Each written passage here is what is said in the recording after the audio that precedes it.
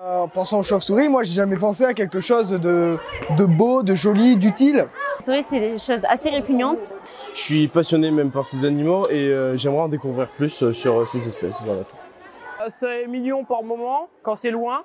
Après, quand c'est proche, c'est embêtant, ça prend de la place et ça vole partout. Nous venons donc de voir que la chauve-souris est une espèce méconnue et que la plupart des gens avaient un avis négatif sur celle-ci. J'ai donc contacté le groupe Chiroptère Aquitaine qui œuvre dans la protection de ces espèces pour en savoir plus. Nous nous retrouvons donc là-bas, c'est-à-dire à la citadelle de Blaye.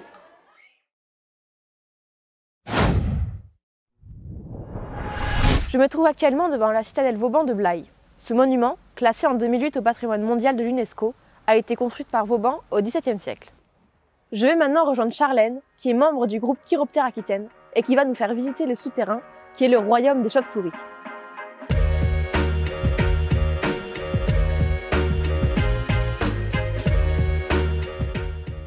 Bonjour Charlène. Salut Garance. Est-ce que tu pourrais nous parler de ton association?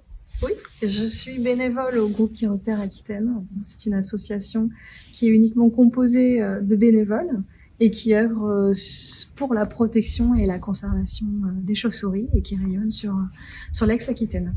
Et quelles sont vos principales actions au niveau de l'association? Elle peut être amenée à faire du SOS chauve-souris. Donc on répond à des particuliers qui trouvent par exemple des animaux, des chauves-souris blessés. On est engagé aussi au sein de programmes de recherche. Nous sommes donc devant les souterrains de la citadelle. Et quelles espèces penses-tu qu'on va trouver à l'intérieur? Alors j'espère retrouver les espèces qui affectionnent les cavités souterraines l'hiver, type grand rhinolophe, petit rhinolophe, quelques espèces de murins. Du coup c'est parti?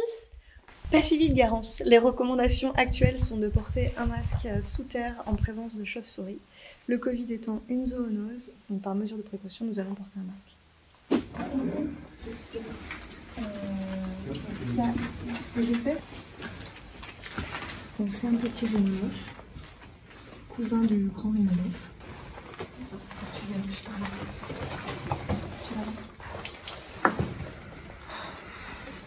C'est un murin de Bechstein.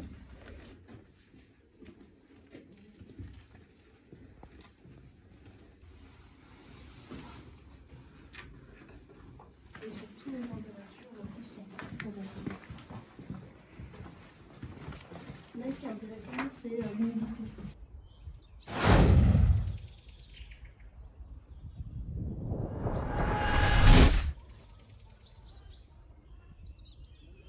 Merci Charlène et Garance pour cette visite des souterrains de la citadelle de Blaye.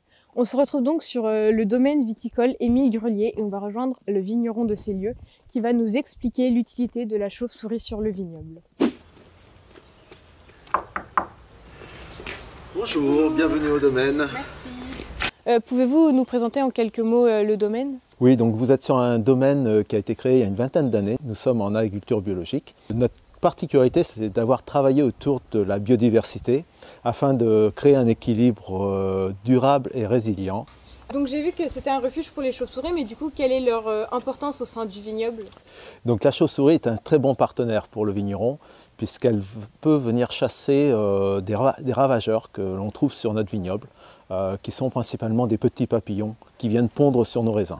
Mais comment favorisez-vous la présence de la chauve-souris sur le vignoble? Nous avons introduit des arbres dans la vigne de manière à ce qu'elle puisse se déplacer facilement entre ces arbres et venir chasser sur la vigne. Voilà. Ensuite, elle a aussi besoin d'une nourriture différenciée. On va éviter de tondre l'herbe, de manière à avoir plein de fleurs et plein d'insectes différents. Donc ça, elle va apprécier. J'ai vu qu'il y avait plusieurs petites cabanes dans les arbres ou sur les façades des maisons. À quoi elles servent? Oui, on a créé ces petits abris pour qu'elles puissent se reposer ou passer la journée à l'abri en attendant la nuit. Est-ce que vous avez fait d'autres aménagements pour la chauve-souris? Oui, on a, disons, la chauve-souris, lorsqu'elle a passé la journée dans un arbre ou dans le gîte à 30-35 degrés l'été, la première chose qu'elle va faire lorsqu'elle va se réveiller, c'est d'aller boire. On a fait différents étangs de manière à ce qu'il y ait de l'eau à proximité, la nourriture dans les vignes et du gîte.